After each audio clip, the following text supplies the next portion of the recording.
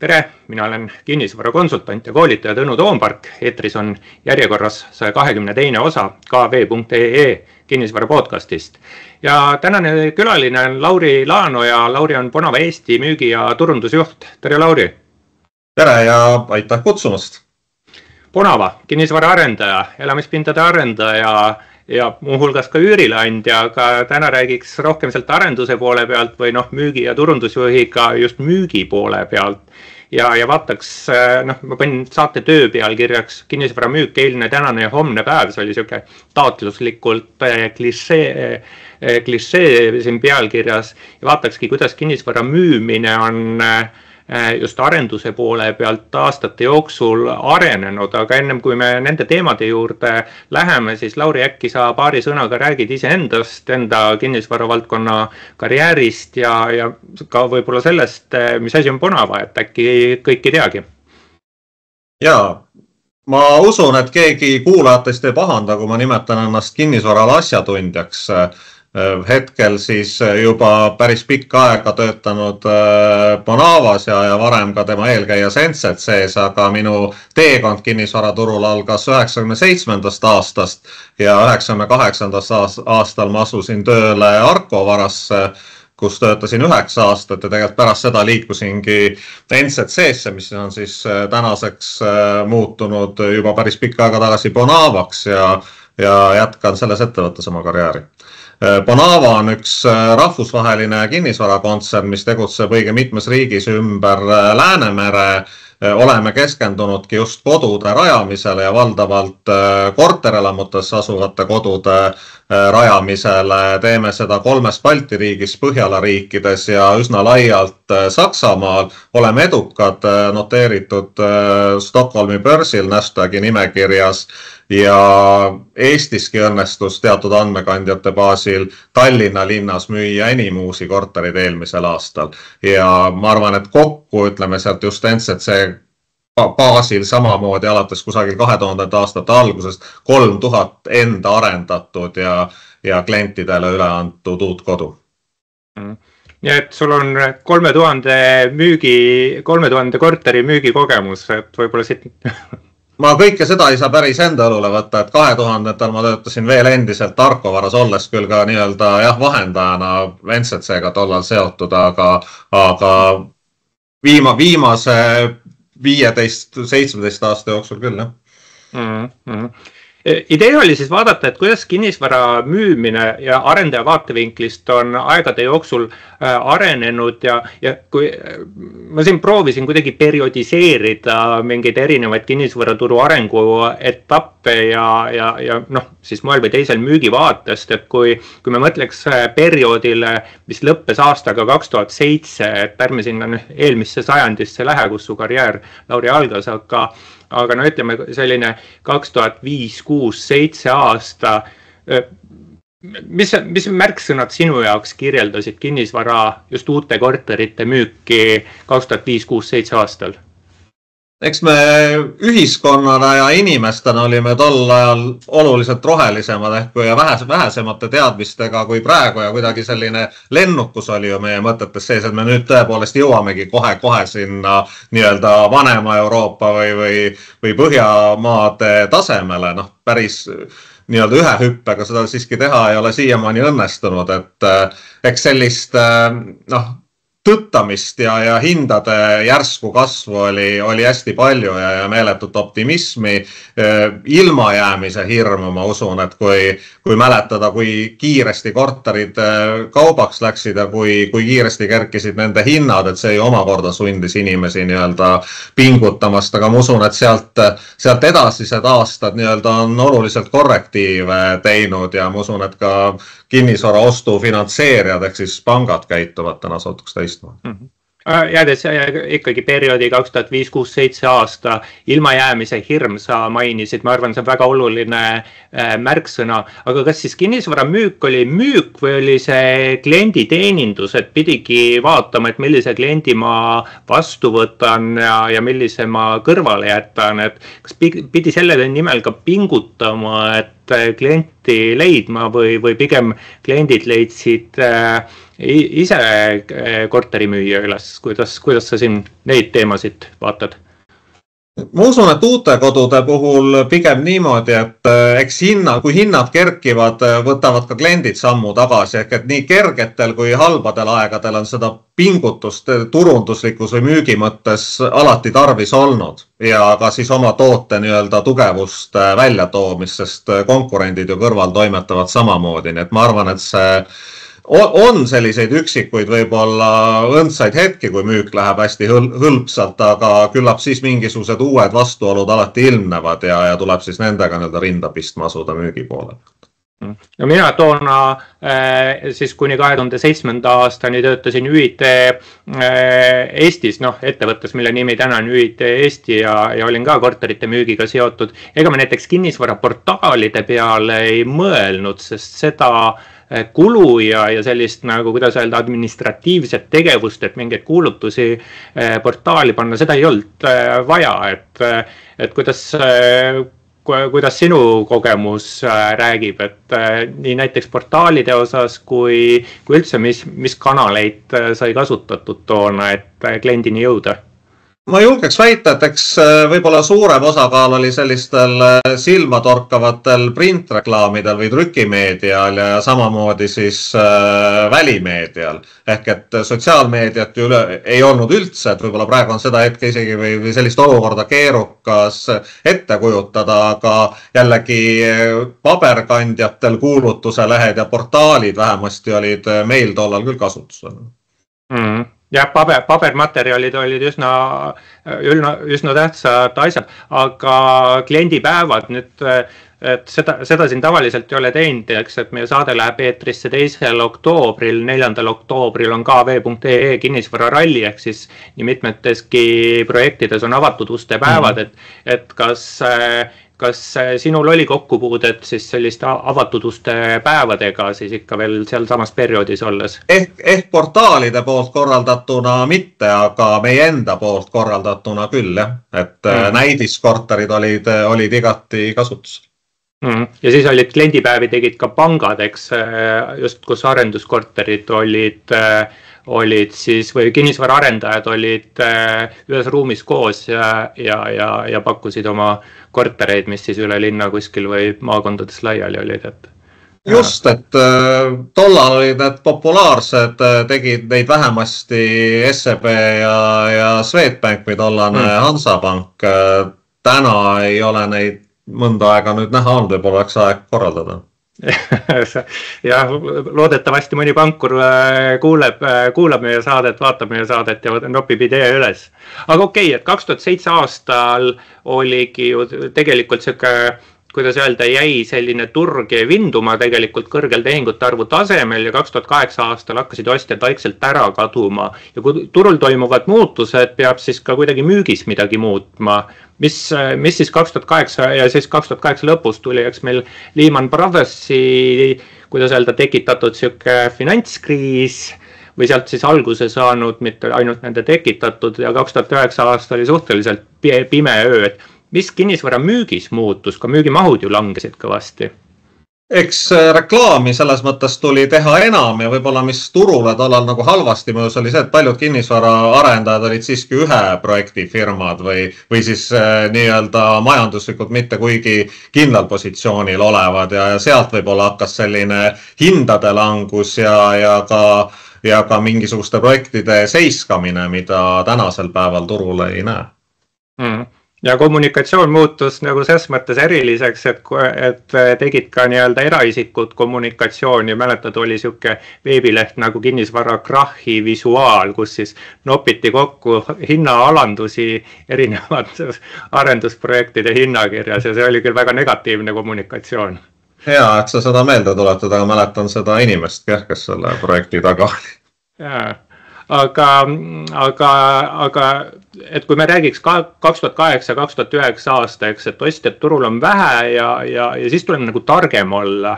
Et kas näiteks kliendi mingi haldustarkvara sinu kasutada oli juba kuskil varasemas perioodis või muutus ta siis 2008-2009 oluliseks või hoopis tulevikus?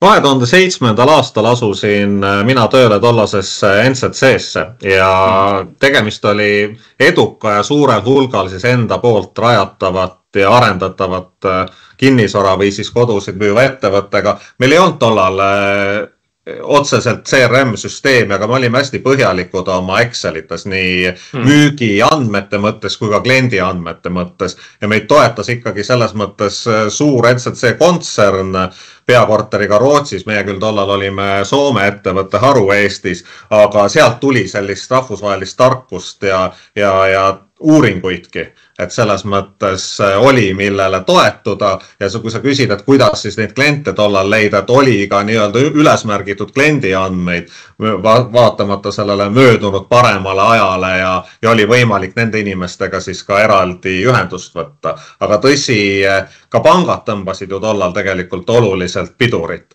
Nii et ega ma usun, et seal võis olla kusagil üks 6-kuuline periood teatud aastal, kui neid tehinguid eriti ei olnudki. Ja kindlasti kaasnesid sellega ka nii-öelda struktuuride muudatused siis arendusettevõtetes. Sa olid NZC-s siis keerulisel ajal, et kui palju sa tunnetasid, et NZC, mina julgeks öelda, tugev kaubamärk aitas müügini jõuda sul kas siis võib-olla hõlpsamalt kui mõnel teisel, kellel niisugust kaubamärki ei olnud selja taga, et kaubamärgi olulisus, mille alt siis tööd tegid, et sel teemal midagi? Hea, et sa seda märgid keerulisel ajal kindlasti, see on üks tugevaid argumente ka selles suunas, et kas on karta siis edasist hinnalangust, ehk kas mul on mõistlik täna osta või jätta ostmata. Ja teistpidi ka siis see, et kas need ülejäänud korterid, mis siis parasjagu tühjad on selles hoones, kuhu sa oma kodu ostad, et kuidas neid üleval peetakse, kas tänavad lükatakse lumest puhtaks ja nii edasi. Et meie jaoks on alati oluline olnud, et me nii-öelda ka müümata korterite puhul käituksime justkui tavalise korteriomaniku viisil ja hoolitseksime sellest, et kommunaalteenused majas toimiksid.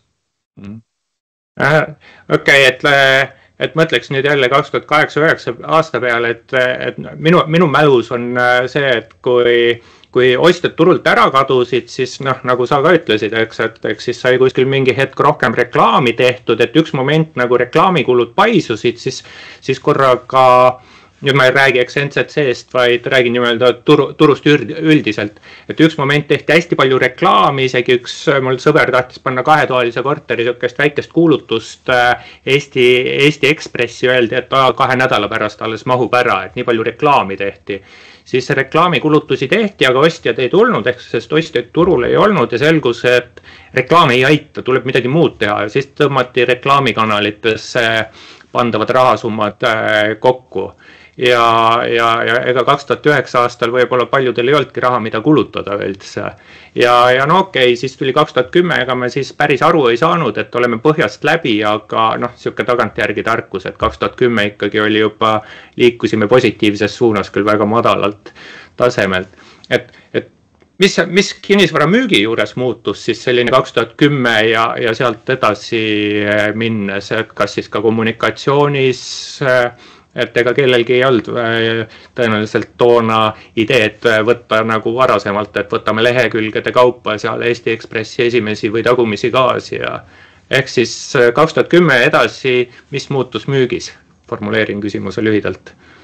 Ma usun, et pingutati käepäraste vahenditega rohkem. Selles mõttes, et turule hakkas inimesi tekkima 2010. aastal, eriti 2011. aastal.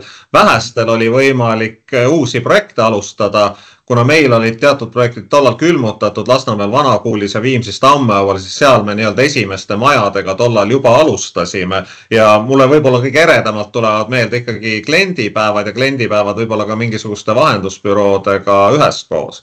Ehk selles mõttes küllap võeti nagu kasutusele need varasemadki viisid ja kanalid, ainult et mahud võib-olla olid veidikene väiksem. Sotsiaalmeedia, eks sa juba korra mainisid seda sõna ja et 2007 aastal meil sotsiaalmeediat veel ei olnud. Ta vist tegelikult oli, aga tema tähtsus oli kuskil, eks hoopis nagu teise koha peal, aga või kuskil seal kandis ta ju hakkas vaikselt moel või teisel tekkima, aga kuskil seal 2015. aasta kandis või seal juba oli sotsiaalmeediat rohkem, et millal see sinu kui niimoodi müügi eest vastutava persooni teadmisse ja tegevustesse jõudis? Eks ta tollal oligi võib-olla natukene varem kui 2015, aga ma olen alati olnud seda meelt, et me peame oma reklaame üles seadma kohtadesse, kus on inimesed, kes on meie potentsiaalsed kliendid. Ehk et see kuulutus peab olema kättesaadav ja nähtav seal, kus inimene on harjunud käima, meediat tarbima ja nii ta sinna sotsiaalmeediasse vaikselt üle liikuski.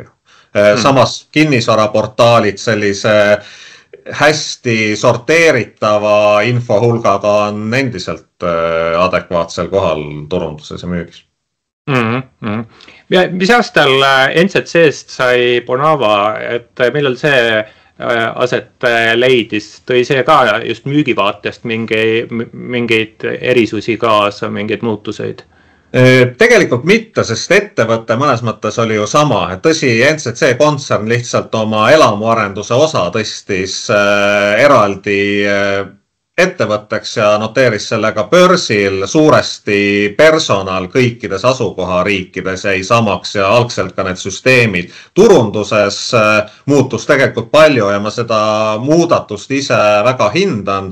See selline võib-olla teiste põhjamaiste ehitusettevõtetega sarnane bränd valdavalt valges ja sinises disainikeeles muutus oluliselt kodusemaks ja ma usun inimeste poolt nagu soojemalt ka vastuvõetamaks ja suuresti see käekiri on ju ka tänaseni säilinud ja edasi arenenud. 2016. aastal ta nii-öelda kõikidel turgudel ühe korraga siis muutus NZC Bonavaks. Eestis oli selleks ettevõtteks siis NZC elamuarendus, mis muutus Bonava Eesti O1. Ja sa võid nüüd mind parandada, aga mul on kas mingi teadmine või võib-olla see on ka lihtsalt tunnetus, et siis kui muutusite Bonavaks, siis te võtsitegi suurema fookuse just äärelinna suurtele projektidele, arendusaladele või oli see muutus ka või oligi see kogu aeg NZC murd? Siin ma ehk vaidleks sulle vastu, sellepärast et Tammeõue Viimsis oma 588 koduga, Pärnaõue üle 700 koduga, Haaberstis samamoodi uut arenduspiirkond, mida me täna tunneme uue Mustamäena, Rabakülana, oli meil juba siis nii-öelda alustatud ja käimas, et tegelikult selline fookus kättesaadav, võimalikult kättesaadava hinnaga uutele kodudele, mis siis oleksid omakorda ahvatlevad võimalikult paljudele inimestele Tallinnas, on suunaks olnud juba pikemat aega. Okei, et siin siis mingit muudatust ei olnud, jah? Aga siis me jõudsime, eks 2018-2019 aastal tegelikult oli ju moel või teisel, et buumiks võib-olla seda oleks natuke palju nimetada, aga kui ikkagi 3000 ja rohkemgi korterit meil siin mitu aastat järjest müüdi, et kas sa tõmbasid mingeid paralleele näiteks 2006 aastaga või 2007 aastaga, et ega siis ju ka liiga palju pingutama ei pidanud, et müük ära teha ja kliendilt raha kätte saada? Ma usun, et siis olid edukad need ettevõtted, kellel oli parasjagu kinnistuid, kuhu uusi kodusid ajada, et inimesed tõesti tundsid ennast tarbijatena kindlalt. Samas ma ütleks, et sellist arutut käitumist, eriti arutut käitumist päris noorte inimeste poolt, kes võib-olla olid mõni aasta üle 20, et neid me enam nii-öelda sellel nii-öelda finantskriisi järgsel perioodil kinnisvaraturul näinud ei ole üldse. Et siin on kindlasti selline kuidagi kas vastutustunde vahe või siis rahastajate poolse vastutustunde vahe. Ei olda nõus võtma lisatagatiseks asju, mida minu arvates lisatagatiseks ei pea võtma, ehk siis vanavanemate või vanavanemate nii-öelda ainsat vara kusagil, kas siis Tallinnas või sellelt väljaspool. Tegelikult turg on ikkagi oluliselt korrastatum ja ka see ettevõtete ring, kes siis kodusid arendavad, on tänaseks sootuks teissugune. jah, igal juhul. No kui mõtleks nüüd niimoodi periood 2015 kuni siis 2019 lõpuni, siis raha oli odav ja muuhulgas tähendas see kõiksugu start-upide tehnoloogiaettevõtete meeletut arendust, kõiksugu veebirakendusi tuli järjest juurde, sest internet, ega ta odavamaks ei läinud, aga kallimaks ka ei läinud. Ja kiirused, kõiksugu kiirused järjest suurenesid. Kas selline veebitehnoloogiate areng ka kinnisvara müüki kuidagi mõjutas, olles siin ikka veel perioodis 2015-2019 enam-vähem? Kui me siin just hetk tagasi kõnelesime nendest reklaamikanalitest, siis selge see, et siis võtsid võimust nii-öelda digikanalid ja on selleks täna ka jäänud, sest seal on ju meie klient ja meie ise täpselt samamoodi tarbijatena.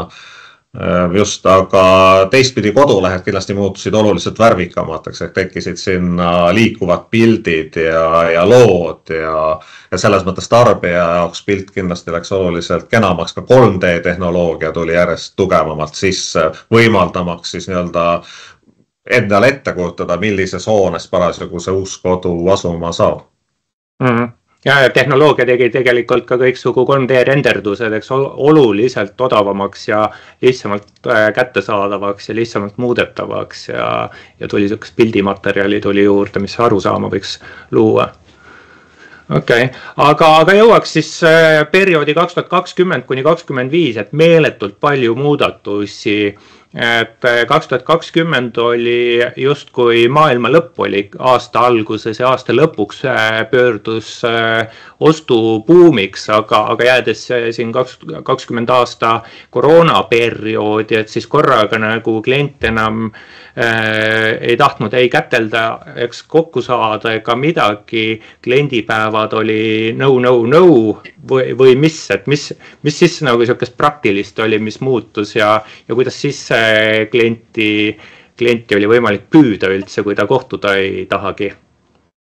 Eks me märtsikuu alguses tollal olime ju pikemat aega lausa kõik kodused, kui ma õigesti mäletan.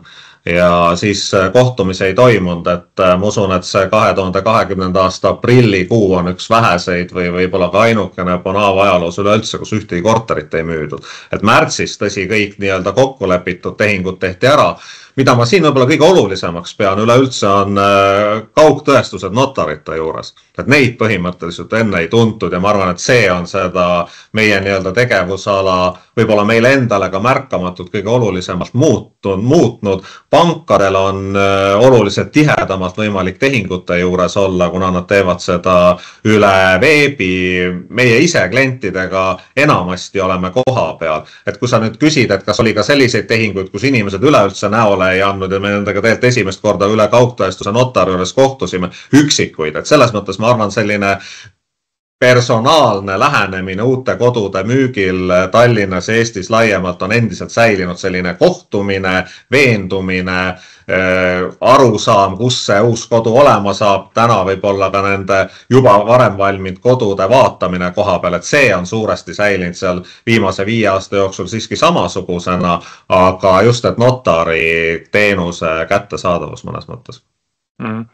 Aga mis te nagu sellises müügikommunikatsioonis tegite koroona ajal, et kas kõik läks, et mingid, ma ei tea, mingid lepingud kehtisid ja kõik läks edasi nii nagu 20 aasta jaanuaris, kus me veel koroonast midagi ei teadnud või tegite seal ka mingeid kiireid manöövreid mingis suunas, sest ikkagi teadmatust oli meeletult palju? Jaa, et klientidega, kellega nii-öelda tööd olid kokku lepitud, meil nii-öelda hilinemisi või majal kodude valmimise hilinemisi tegelikult sellega seoses kaasa ei tulnud, et lepingutesse ilmusid küll sellised võib-olla spetsiifilisemad, vääramatud jõudu puudutavad punktid, aga tegelikult neid rakendama ei pidanud. Ma mäletan, et meil oli sisse viidud elektrooniline kalender, mis võimaldas inimestel oma kohtumisi registreerida, aga ega seda ka suurt ei tehtud, et võib-olla 5 aastat tagasi oli veel suuresti ka selline aeg, kus asjast huvitatud inimene siiski haaras telefonitoru ja sai see personaalne kohtumine koha peal kokku lepitud, nii nagu see ka varem sündis või kõikide aastate jooksul on toimunud. Et see ehmatushetk ju tollal ei tegelikult õnneks jäi päris lühikeseks, et küll võib-olla teatud tulevastel arendustele mõned arendajad tõmbasid pidurit, meie seda tollal ei teinud, olime nagu enesekindlamad ja võib-olla 22. aastal see mängis meie kasuks suuresti ka välja, kui me taaskord olime nii-öelda suurimateks või enim uusi kodusid müünud ettevõtteks Tallinnas ja Harjumaal, ma täpselt ei mäletagi. Aga jah, et kliendikommunikatsioonis võib-olla tollal veel suuresti midagi ei muutunud. Aga 20 aasta lõpus, eks suvel tuli rahatrükk ja kinnisvaraturule jõudis juba 20 aasta koroona aasta augustis päris tehingutes, asjaõiguslepingutes septembris ja algas siuke uus ostubuum moel või teisel, kestis 1,5 aastat, siis 22 aasta alguseni ja 21 aastal siis lisaks rahatrükile ja madalale intressimäärale tuli meil turule veel ka pensioniraha, ehk siis kas siin oli mingeid siukseid buumi ilminguid sinu kui kinnisvara müügi eest vastutava persooni vaatest? Pigem ma arvan, et arendajate müügimahud sellel perioodil küll taastusid, aga ei küündinud kuidagi sellistesse uutesse totaalsetesse kõrgustesse, et võib-olla turu üldmahta, kui vaadata arendajaid eraldis, ta pigem jäi sellisesse küll heale tasemele, aga ei ületanud nii-öelda sellist varasemat taset. Et jällegi ma arvan, et inimesed võib-olla ka sellise ehmatuse järel siiski olid võrreldes varasemate väga tormiliste aegadega kuidagi tasakaalukamad.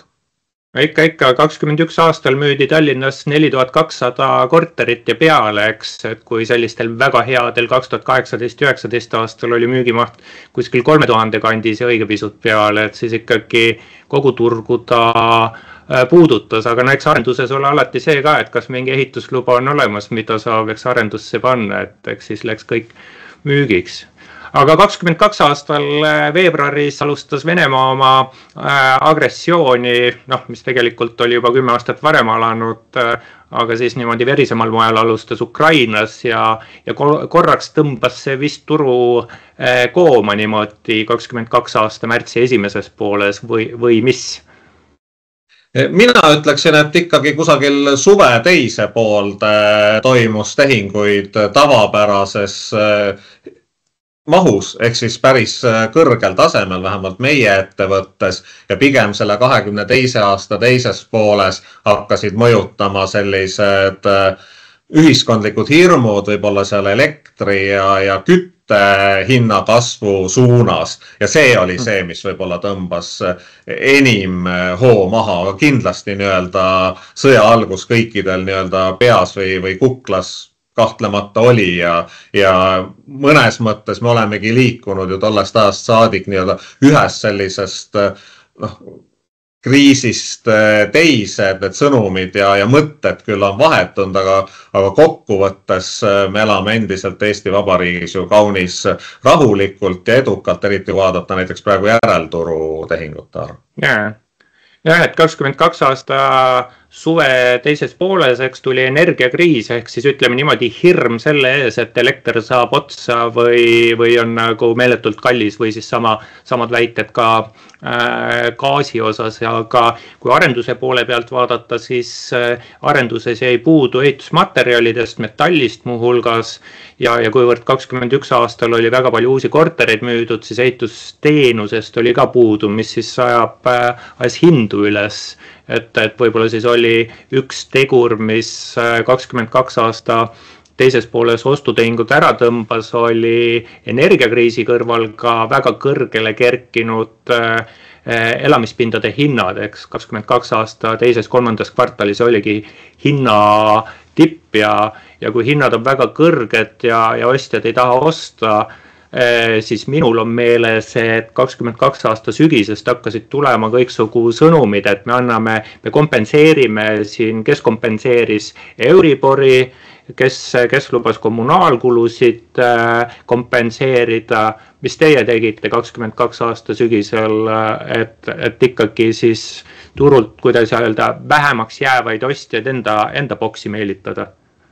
Ja, et mina pean oluliseks nii-öelda jälgida seda, mis võib olla ühiskonnas parasjagu valupunktiks on ja siis vastavalt ka üritada nii-öelda neid momente leevendada, et tõepoolest me pakkusime siin kindlustusteenuse kompenseerimist, et inimesed ei pelgaks oma sissetuleku või töökoha võimaliku kaotuse pärast.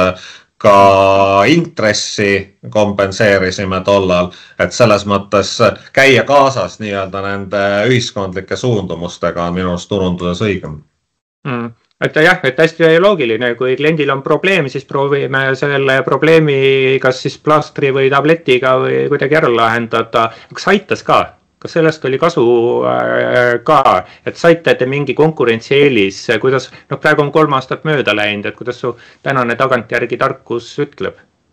Meil on õnnestunud püsida endiselt nii-öelda esikolmikus Tallinna linnas, et küllap jah, et eks teinekord on konkurents see, kes mingisuguse leidliku asja peale tuleb, teinekord õnnestub see meil, aga üldiselt ma pean meie käekäiku vaatamata nii-öelda kahanenud turumahtudele ka viimase 3 aasta jooksul edukaks.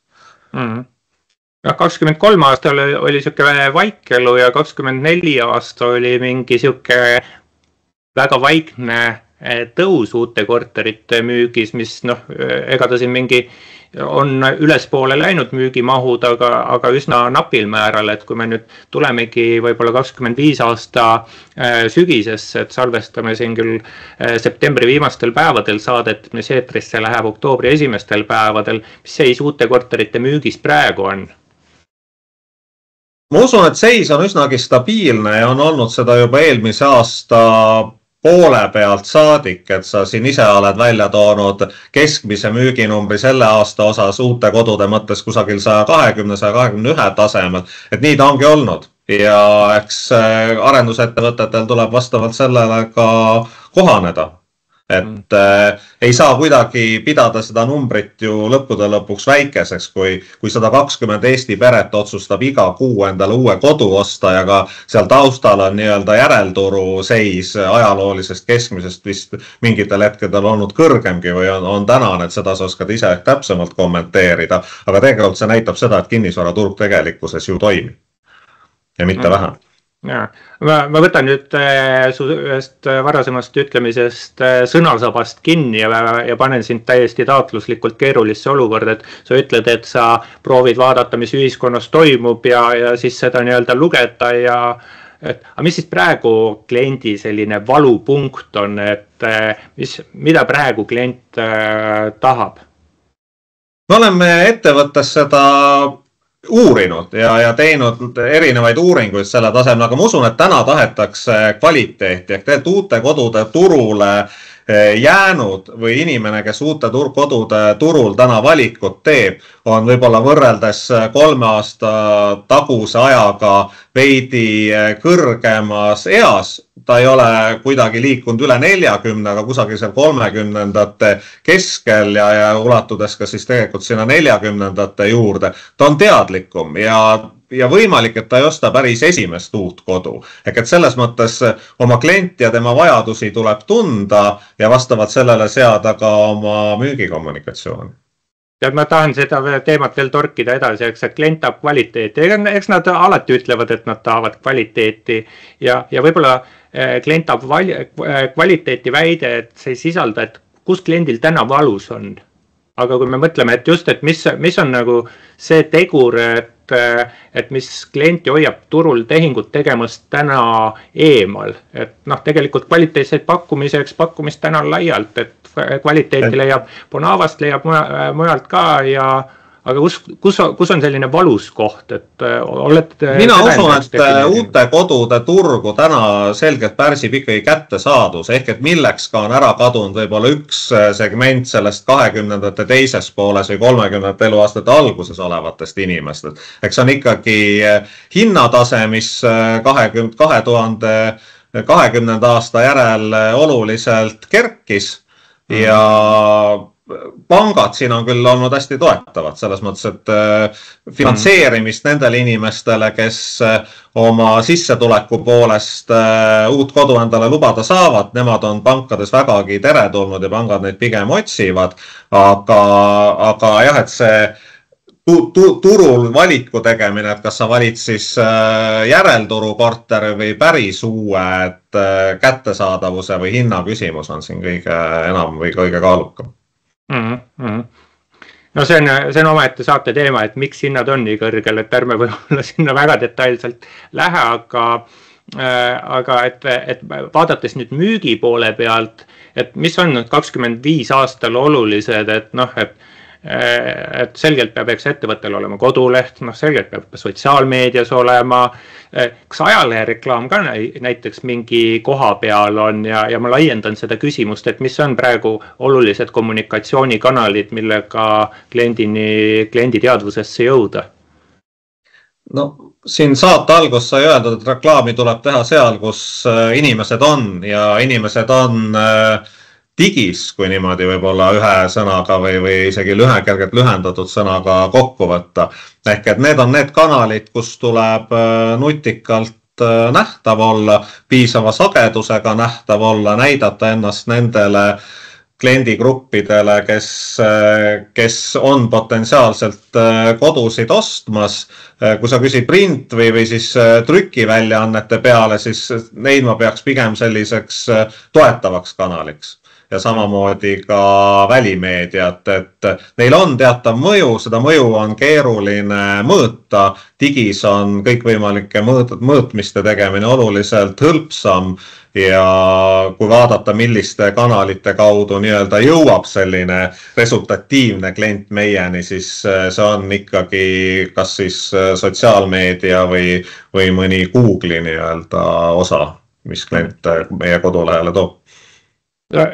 Sa tõideks välja, et digis internetis, ütleme siis laialt, kas siis sotsiaalmeedias või mis iganes kohtades Google'is näiteks olemas olemine on olulisem näiteks kui trükimeedia. Kas te olete endale maja sisse võtnud selle teadmise, mis võiks olla ülioluline teadmine teil või ostate seda sisse teenusena?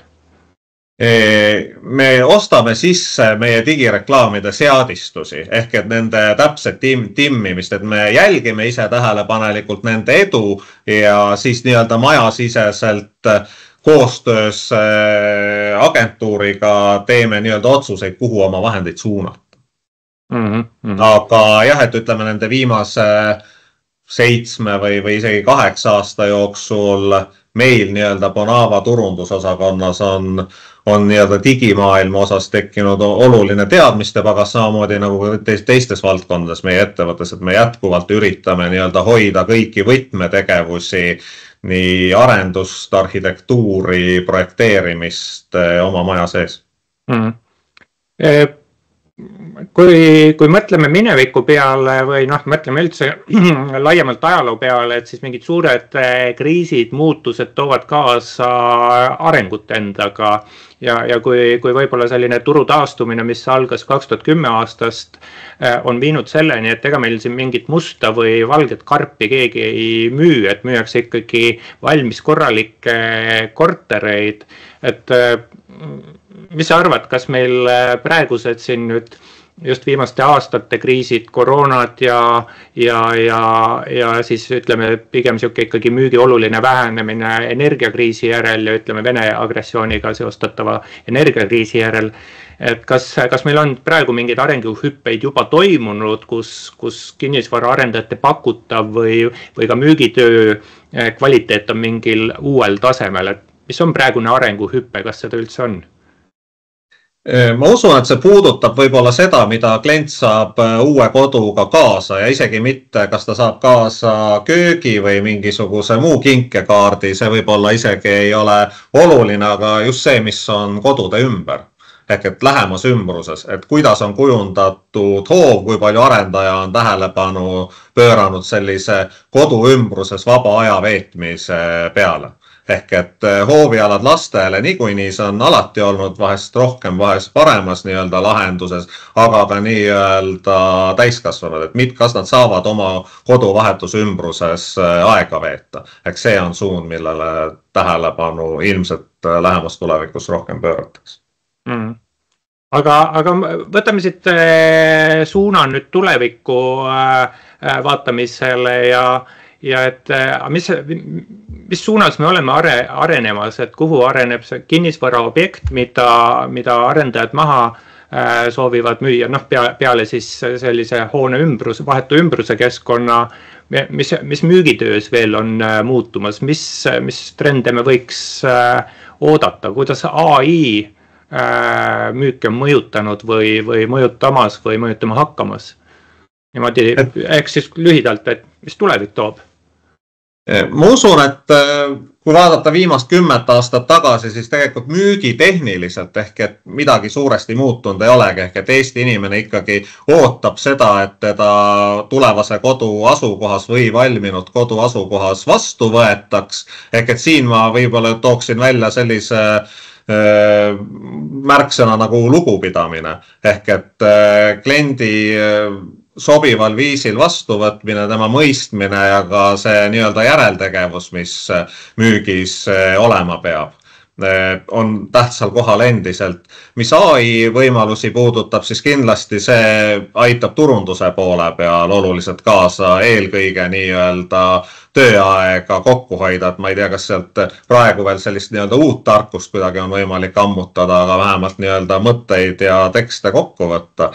Aga tähtsamaks võib-olla tuleviku vaates on ikkagi see kliendi tundmine ja siin võib-olla sa siin paar korda oled maininud seda CRM-süsteemi, et see kindlasti nii-öelda müügi ja turunduse juhtimises mängib olulist rolli. Ehk et me teaksime neid inimesi, kes meie potentsiaalsed kliendid on, me mõistaksime nende vajadusi ja võib-olla ka siis selliseid hirme või valupunkte, et me jätkuvalt koos oma partneritega üritaksime siis nende vahel õigesti laveerida ja siis pöörata tähelepanu sellele, et milline see kodu olema peab, mida tänane klient nii-öelda turult ootab. Ehk et toote ja kommunikatsiooni nii-öelda timmimine. Kui palju te AI-d kasutate oma sellises igapäevases töös? Võib-olla turunduse poole peal mingil määral, aga ütleme, et sellised süsteemid, mida me ettevõtte siseselt kasutame, et need pigem on säärased, nagu nad siin viimase 5-6 aasta jooksul välja kujunenud on. Kui me mõtleme siin, proovime siin lõpusuunas tüürida, sest aeg kaob meeletu kiirusega, et meil vaatame siin paari viimast aastat, aga kui sa soovid, sa vaata siis kaugemale minevikku, eks meil koroonakriis, ostjad kadusid ära, siis aasta lõpus tulid ostjad tagasi, eks 21 aastal ikkagi turg oli aktiivne, siis 22 aastal ka siin energiakriis, mis ütleme, väikses vaates energiakriis mõjutas Eesti tarbijat hästi palju ja nii edasi, et mis on nagu mingi selline õppetund, mis me siit kaasa võiksime võtta, et ühest küljest sa ütled, et nagu kliendiga selline protseduur, et mis etapid kliendiga tuleb läbida, et tehing sõlmida, et liiga palju ei muutu, aga midagi ikkagi, mingid muutused tuleb kaasa, et mis on selline viimaste aastate oluline õppetund? Ma turunduse poole peal nimetaksingi võib-olla neid kaasaskäimisi nii-öelda või isegi mingisuguste nii-öelda inimeste mõttemaailmas toimuvate liikumiste etteaimumisega. Et see, ma arvan, on oluline. Et näida, et sa oled nii-öelda relevantne partner teatud eluetapis, kui inimene oma olulist investeeringut teeb. Aga siin ma pean siit edasi torkima, et oskad sa välja tuua mingeid mõttemaailma muutuseid, mida tänane inimene mõtleb teistmoodi või võib-olla siis siin nagu aastaga midagi ei muuta, aga näiteks, et kui 10 aastat tagasi, mis oli kliendi ootused 10 aastat tagasi, kus on toimunud tänaseks muutus, räägime just muutusest. Ma usun, et kui nüüd turundus võib-olla kõrvale heita, siis uue kodu puhul kindlasti selline kulukus või jällegi, et kui suure osa sinu uue kodu ülalpidamine võtab sinu igakuisest sissetulekust, et sul on ju pangalaenu maksed tõenäoliselt enamikel meist ka autoliising, aga et millist kulu siis uue koduga tuleb kanda, kõik see, mis puudutab nii-öelda energiatõhusust ühtepidi, aga teistpidi ka sellist, et millist hooldust või teenindust sinu kodu siis vajab, et läbi ju nii-öelda arenenud tehnoloogiliste süsteemide on kodu tegelikult muutunud viimase 10 aasta jooksul, ma julgen mainida, oluliselt keerukamaks. Ja see keerukus eeldab siis ka seda teeninduse poolt ja võib-olla siis see, et me teeme selle kodu ikkagi niivõrd töökindlaga selle tehnoloogia poole pealt, ehk et lisaks sellele küttekulule ei tuleks liiga suuri kulutusi teha hooldustele näiteks. Okei, siuke pikem ja võib-olla siis sisulisem vaade eks kliendi poole pealt. Okei, väga põnev. Kuule, Lauri, saate nüüd päris nagu lõpusirgele jõudes, ma ikka küsin mõne nõuande või mõttetera turuosalistele, et mis sa tahaksid öelda kinnisvara turuosalistele, ma annan sulle võimaluse seda tõlgendada siis nii kitsalt või laialt, kui sa tahad, et kas sa tahad enda konkurentidele midagi sooja öelda või klientidele või maakleritele näiteks või finantseerijatele, et mis oleks siuke mõte, mis saate kuulajad, vaatajad võiksid siit kaasa endaga võtta? No, esiteks ma ütleks, et meie kinnisvaraturg toimib suurepärasel tasemel, eriti kui me pöörame pilgu nii-öelda sinna järeltehingute poole ning ostu toetavad ka pangad. Selles mõttes, et sellise enda vajaduste kohase kvaliteetse kinnisvara ostuvõimalus on igati olemas ja ta on võib-olla isegi suurem, kui me arvata oskame. Ehk et kui tasuks üle vaadata oma nii-öelda laenuvõimekuse pool, mõeldes selle kõrval muidugi nii-öelda sellisele tulevikuperspektiivile isiklikust vaates. Mis puudutab kinnisvaraturu osalisi, siis ma tuleksin võib-olla tagasi nende sõnade juurde, mida siin korra juba nimetatud sai, ehk et meil on vaja oma klienti tunda olemaks edukas kinnisvaraturul, ehk tema nii-öelda mõttemaailm, tema soovid, ehk siis kokkuvõtvalt toode ja kommunikatsioon sinna juurde ja miks mitte ka selle sõna nagu endiselt lugupidamine, ehk et me täidame oma lubadusi, mis me inimestele anname. Et väga sellised, ma ütleks lihtsad, aga väga sisukad soovitused, sest eks turundus ei olegi mitte reklaami tegemine, turundus on see, kus ettevõtja, juhtimisfilosoofia, mis võtab sisendit turult, et ega siis ju arendajad ei arenda sellepärast, et tore on arendada, vaid sellepärast, et kliendil on vajadus, et ma igal juhul ühinen nende heade mõtetega, et vaadake, mida klient tahab, see on aga nende heade mõtetega võtamegi siis saate kokku, aeg on läinud kiiremini, kui ma arvata oskasin. 122. osa kv.ee kinnisvara podcastist oli eetris Lauri Laanoja. Lauri on Bonava Eesti müügi- ja turundusjuht, aitas rääkida, kuidas kinnisvara müük on siin aegade jooksul arenenud. Kinnisvara konsultant ja koolitaja Tõnu Toompark olen mina. Ja head kuulajad, kui teil on mõte, et kedagi personaalselt võiks saatesse kutsuda või tahate ise tulla millestki rääkida, siis andke aga teada, andke teada kliendi tugi, et kv.ee võib ka mulle otse teada anda, minu kontaktid on internetist leitavad. Ja ega midagi, võtame siis saate päris kokku ja soovime kena oktoobri jätku kõikidele kuulajatele, vaatajatele, kohtume järgmistes podcastides. Järgmise korrani. Kõike head!